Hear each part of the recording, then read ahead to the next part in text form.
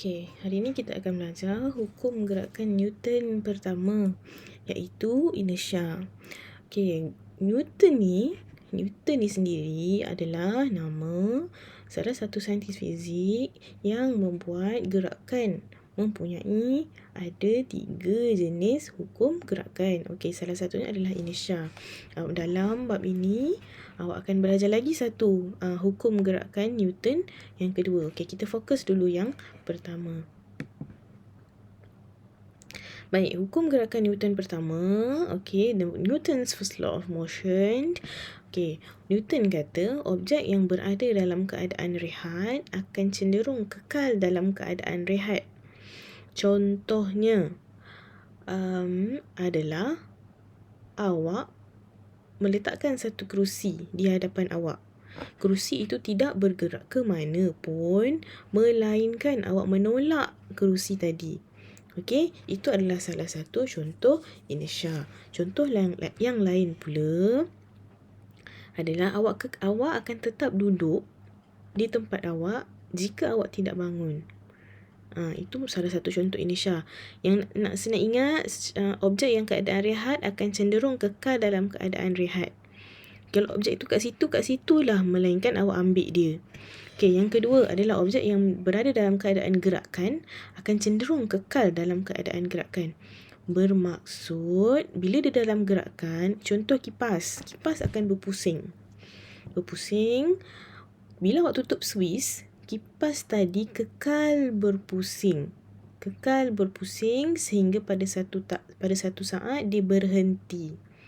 Okey, dia berhenti disebabkan oleh dia tiada daya lagi untuk memutarnya. Okey, objek yang berada dalam keadaan gerakan dia akan cenderung kekal dalam keadaan gerakan. Contohnya adalah kipas. Okey, melainkan lepas awak tutup suis dekat kipas tu, awak ambil kayu untuk berhentikan kipas tadi. Itu lain. Okey, kipas tu berhenti sendiri. So dia akan tetap kekal bergerak walaupun dah tutup suis. Okey, contoh inertia lain adalah tengok gambar tu, kat situ ada kain lapik. Dia menarik kain lapik tu dari permukaan meja. Walau bagaimanapun pasu tadi yang dipenuhi dengan air dan buah-buahan tadi tidak bergerak. Okey, kenapa? Sebabnya kita boleh tengok di sini. Hukum gerakan Newton pertama menyatakan bahawa objek kekal dalam keadaan pegun. Objek kekal dalam keadaan pegun tu adalah yang mana? Okey, pasu ni tadi dan buah ini kekal dalam keadaan pegun dan bergerak dengan halaju mala jika tiada daya luar bertindak ke atasnya. Bergerak keadaan pegun atau bergerak dengan halaju mala.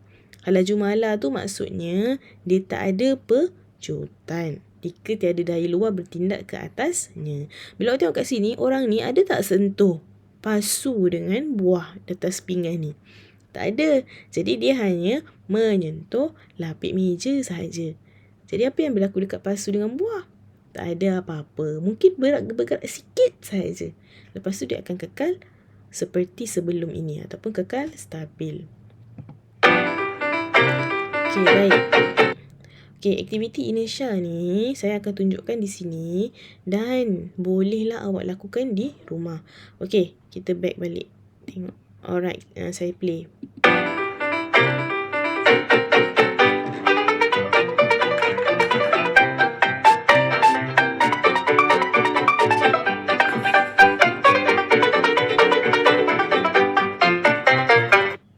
Okey, itu adalah contoh satu di mana shilling dimasukkan dalam botol dan contoh dua, kertas ditarik di bawah gelas. Okey, kita tengok lagi contoh pertama macam mana.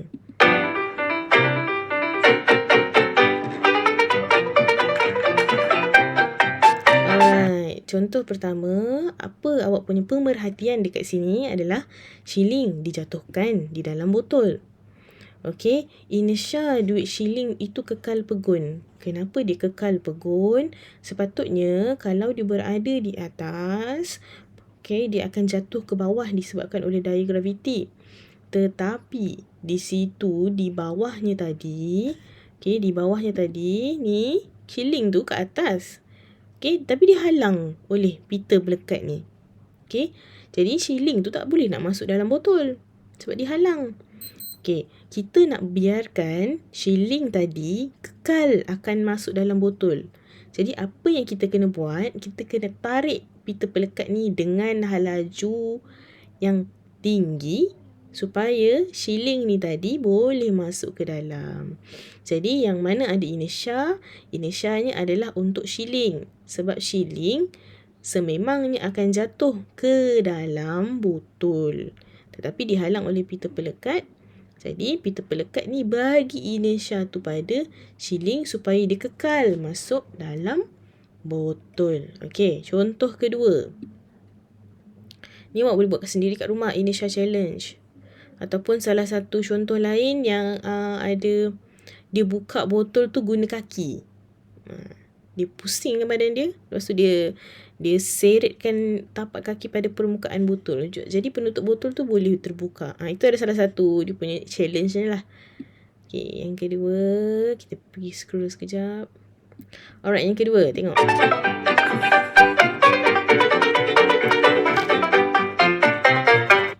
Okey, inisya untuk aktiviti 2 ni adalah kertas tadi ditarik dengan laju di bawah permukaan gelas. Okey, kalau kita tarik perlahan-perlahan, mungkin gelas tadi akan mengikut kertas. Jadi, bila ditarik laju, di situ hasil pemerhatian kita, cawan tadi kekal dalam keadaannya. Jadi, bila dia kekal dalam keadaannya, di situ terdapat inisya. Iaitu inisya gelas berisi air itu kekal pegun. Jadi, bila dia pegun, dia tak bergerak mengikut kertas. Oleh itu, ia akan pegun tanpa bergerak mengikut kertas. Okay, itu contoh inisya. Simple. Alright, seterusnya. Alright, bagaimana angkasawan mengukur jisimnya di ISS? ISS is International Space Station ataupun bahasa Melayunya Stesen Angkasa Antarabangsa. Okay, bila dah dekat stesen angkasa antarabangsa ni, dia tak ada daya graviti. Tanpa daya graviti. Jadi macam mana dia nak ukur dia punya jisim?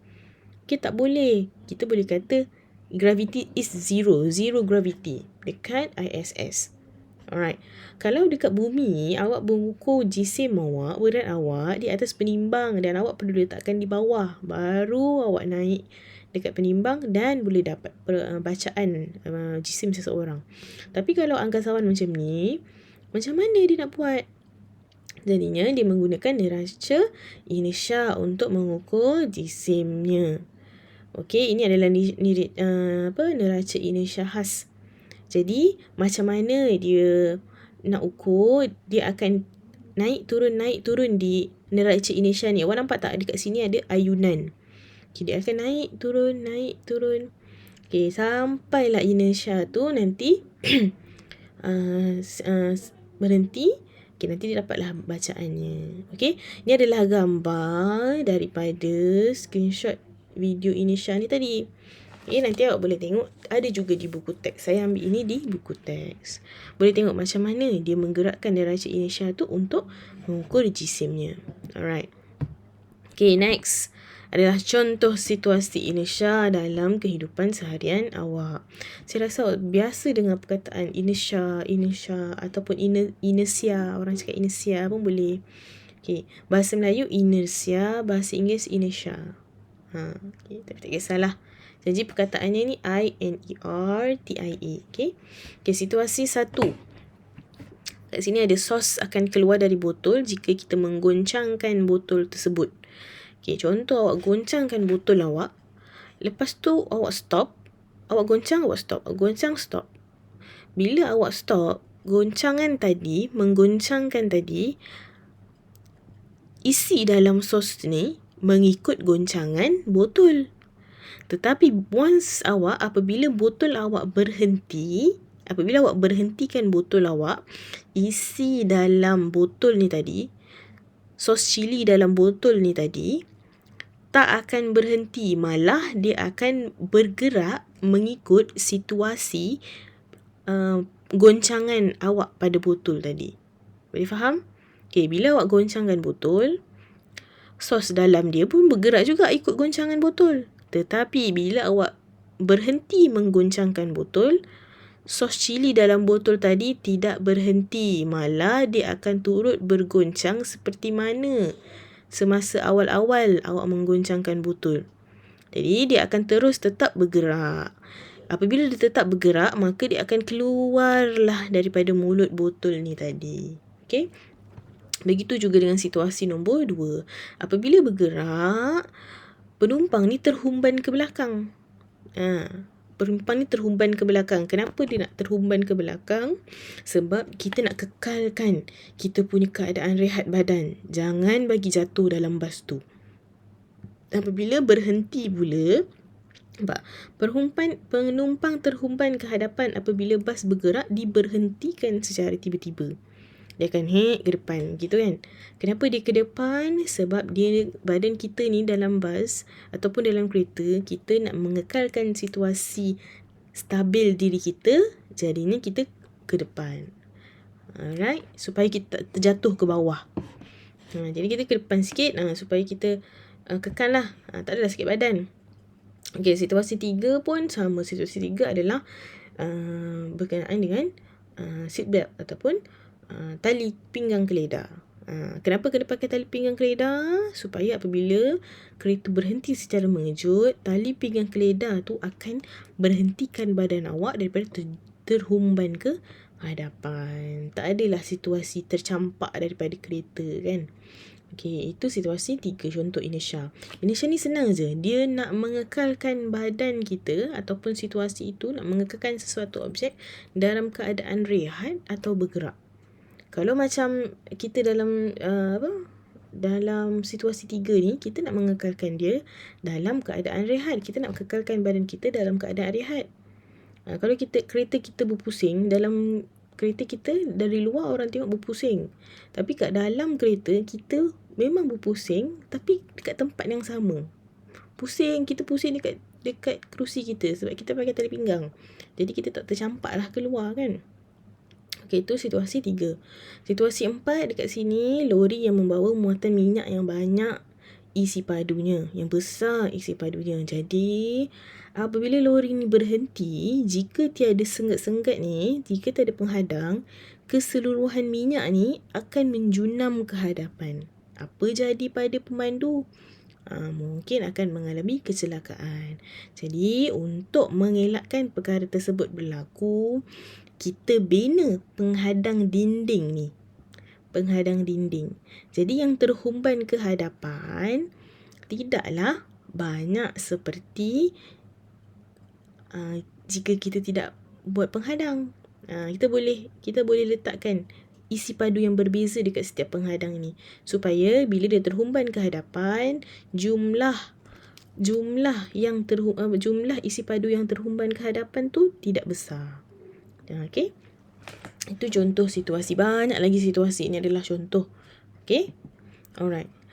Okey, baik. Kat lembu kat sini, dengan ada seorang budak tu. Bila awak tengok lembu tu, muka memeh je kan. Okay, budak ni lari zigzag. Kenapa dia lari zigzag? Awak rasa kenapa dia lari zigzag? Okay, kat sini ada budak lari zigzag. Okay, disebabkan di sini lembu ni tadi jisim dia besar. Jadi bila dia nak lari laju, lembu ni nak mengejar budak ni. Bila dia lari laju, budak ni lari laju dalam keadaan lurus, lembu ni tadi dengan jisim yang besar mampu lari laju, lebih laju daripada budak ni, tapi dalam keadaan yang lurus sahaja. Okay, bila sesuatu jisim tu besar, dia nak pergi zigzag kiri kanan dengan laju payah. Jadi budak ni walaupun dia menangis, tapi dia berfikir, lembu nak kejar aku ni, tak boleh aku dalam keadaan lurus.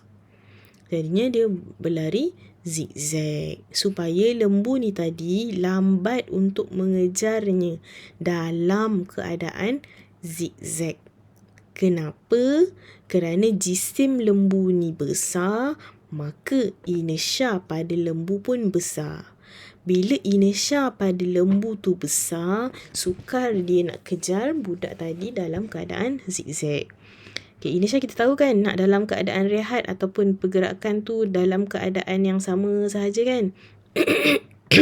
Lembu tadi boleh bergerak, berlari dengan laju dalam keadaan lurus. Tapi kalau zigzag, dia susah lah. Sebab tu budak lari zigzag. Okey, pada yang ini, kenapa budak lari zigzag ni, saya ada terangkan secara lisan tadi.